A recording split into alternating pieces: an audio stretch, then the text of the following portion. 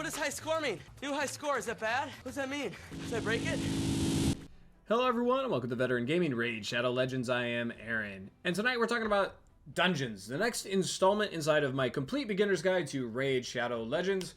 And Dungeons is actually not too complex of one, but also incredibly important. So if you're not already playing Raid Shadow Legends, highly recommend it.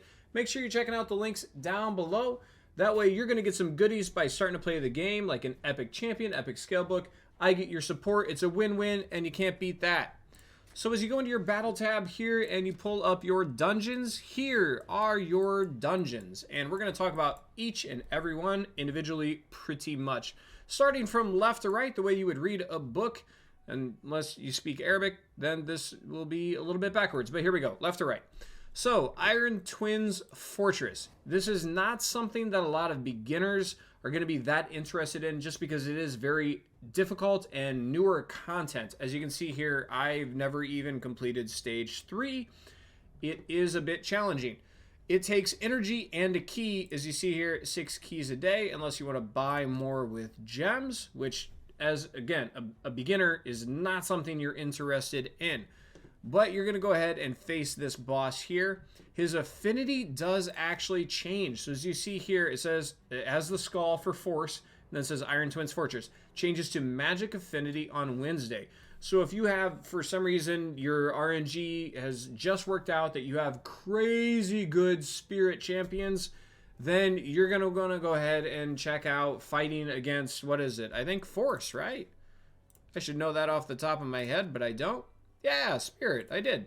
So you're going to want Spirit because Spirit takes out Force champions. So you can tailor it a little bit based on which Iron Twins boss is up.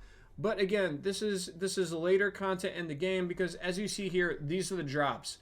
Mortal Soul Coins, Immortal Soul Coins, or Essences, and Eternal Soul Essences, which, if you're not familiar off the top of your head, that's how you're going to get your Soul Stones. If you come in here to your Mystic Market, all of these up here, buy these soul stones, and then you can pull soul stones and souls, and then you're going to awaken or upgrade your heroes, which not only makes them more powerful, but gets them a blessing. I talked about that a lot in my first guide about champions, so if you're still a little bit confused on what's going on there, please check out that very first video in the Complete Beginner's Guide. That should help out a little bit, but that is something a little bit down the road, right? First, you have to have your hero up to level 60.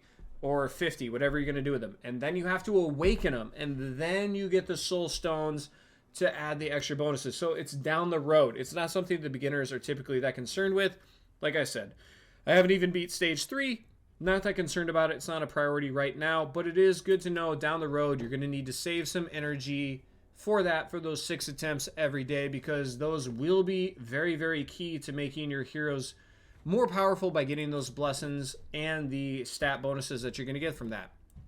Next, we're going to talk about Arcane Keep here, which is surrounded by Void, Force, Magic, and Spirit. So all of these 5 right here are used to ascend a hero. Arcane Keep does not close. However, Void Keep, Force Keep, Magic Keep, and Spirit Keep will then rotate daily on which one is open. So if you need one of these, make sure you plan ahead. But Arcane Keep is always open. And Arcane Keep is going to drop lesser, arcane, and superior, or excuse me, lesser, greater, and superior arcane potions. And it's going to tell you exactly per level what you have a chance to get, right? As you go higher up, you're going to get a chance to get more of these lesser arcane, and then you're going to get more and more lesser arcane or greater arcane. So when you come all the way up here, I'm down at like 18. So you have a chance of probably getting what? A couple, maybe 4 or 5 superior arcane. You have a chance here, you're going to get, 6 or 7, 8 of the greater arcanes. But if you get these, you're going to get like 9 lesser arcanes. So although it's always better to get the superior arcanes, if you do get one of the lesser potions, at least you're going to get a pretty solid quantity. And as you see right behind my head here, you also have the chance of getting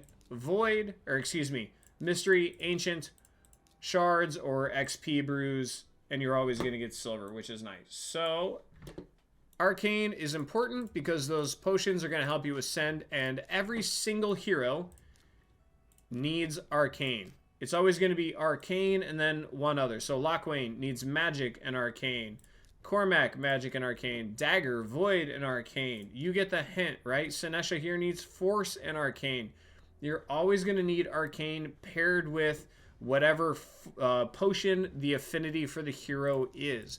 So that's why arcane is always open, and then the rest kind of bounce around, because you're going to need infinitely more arcane because every single hero needs them. So if you're going to ascend a hero, make sure you're paying attention to your potions schedule. That way you can see when that's going to be open. That way you have the potions ready and available when it happens. Like, I like to know for clan versus clan, you get good points for that. So I like to make sure I know which heroes I'm going to ascend, and then ahead of time I look at which keep I need to go into to get those potions and make sure I have them ready to go for clan versus clan. That way I'm getting points to help me and my clan. I like those kind of win-win scenarios, obviously. So there you go. All of these 5 are for your ascension. Next down the line, we got Minotaur. Minotaur is going to do basic scrolls, advanced scrolls, and divine scrolls, and those are used for your champion's masteries. If you click on any champion in the screen and go to mastery, to build out these mastery trees, these passive bonuses, which can be really, really amazing, you need these scrolls. Let's see. Here we go. Lady Quillen, masteries. I can actually book one of her masteries, or probably 2 of them right now, because I have the scrolls up top here. You see the different level of scrolls. So for the first 2 levels, you need these basic scrolls. And then as you go deeper in the tree, you need the medium. And then at the bottom ones, you need the massive scrolls. So you're going to want a hero that can take out Minotaur pretty easily and quickly. That way you can farm these scrolls. And it does actually do a pretty good job of telling you exactly how many you're going to earn here. I wish it had those numbers, say, at the Forest Keep here. But I guess it's a way to keep you guessing. Kind of annoying, but hey. Beggars can't be choosers, and we're all beggars here. So there you go. That's going to tell you exactly what scrolls you're going to get for your Minotaur, which will help with your masteries. All right, now let's talk about our gear dungeons. We have Ice Golem, Dragon, and Fire Knight, which you can see there. They have those little chest icons. When you click on them, it's going to tell you exactly what artifact sets drop. Life, critical rate, resistance, whatever for Ice Golem. Dragons got, lifesteal, toxic, avenging. Fire Knight, shield, crit damage, frenzy, savage. They all have some good sets in there. You're going to want to do a pretty good job in all of these, especially because there are tournaments and events that pop up. So you're going to want to max out all of these dungeons as quickly as possible. I think 15 is pretty solid for where I am. I think 20 is where you really want to get. That way you can farm. I think 20 is pretty much the best efficiency as far as like energy per resource gained. But I'll make videos on that when I actually get to that level. So those are your gear set dungeons. You also have a chance with each one of them. I'll move my head here again. You also have a chance of getting mystery shards, ancient shards, and the brews, XP brews, which isn't too shabby. The ancient shards are good. The others are a pretty big bummer when you get that, especially when you're like Dragon 18. The last thing you want to see are mystery shards come up. But, I mean, you get like 5 mystery shards, so it's not the end of the world. But you also have hidden down here the Spider's Den, which is the best place to get accessories in the game. One of the only, but definitely the best. Rings, amulets, and banners come from the Spider's Den. Again, you do have a shot of mystery, ancient shards, and XP brews, but those are not what is important. What is important are getting those artifacts from Spider. I've actually seen a lot of people will also get one guy that can just smoke out Spider and then farm XP and accessories, because accessories are the most silver rewarding artifacts in the game. Even more than shields, which are the most, silver rewarding artifact in the game.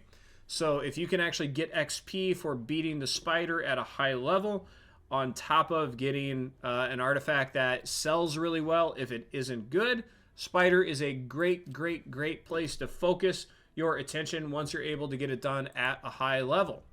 Moving on, we got 2 more. And the Sand Devil's Necropolis and the Phantom Shogun's Grove are both for ascending accessories and gear. Sand Devil's Necropolis, You get lesser, greater, and superior oil, which will help you ascend artifacts. You also have a chance of getting Chaos Dust, which randomly changes the ascension bonus of artifacts. And you have the good old Ancient Shards stuck in there as well. Phantom Shogun is essentially the same thing, but it's for accessories. You also have the chance of the Chaos Powder, which randomly changes the ascension bonuses of accessories. And again, your Ancient Shard.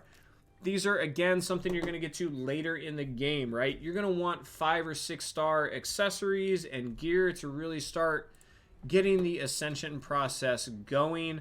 You can get some lesser and greater oils to get some of that lower gear up if you want to, but frankly, it's too much time for me. I'll be perfectly honest. I'm saving all of this to get my 5 and 6 star gear ascended when I'm ready to take it up, just because there's just so much going on and it takes a lot of energy. Even at the lowest battle here, this takes 16 energy, and Phantom takes 16 also. Like, that's kind of a lot of energy, considering your brutal, what is it? Brutal 12-3 takes like 8 energy, I believe. Let's just check on it real quick so I'm not throwing out nonsense. Yeah, that's 8 energy.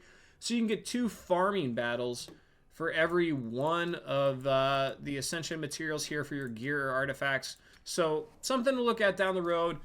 Definitely not necessary for a beginner. It's mid to end game style content. So there you go for all of your dungeons. One thing I will say, again, this doesn't necessarily apply to beginners, but you can actually now change the difficulty. They have a normal and a hard mode, which it takes up basically from the end. So you got Ice Golem stage 25 here. He's, God, he's right behind me. He's a level 350 magic. When you go to hard, it's going to start at 350 again, and it's going to go up. So normal, you can actually change the difficulty to get better gear, but it's so far advanced, I haven't even scratched the surface of it, so it's not something any beginner is going to be concerned with when you're starting out Raid Shadow Legends. So there is your guide to all the dungeons. Hopefully this answers your questions.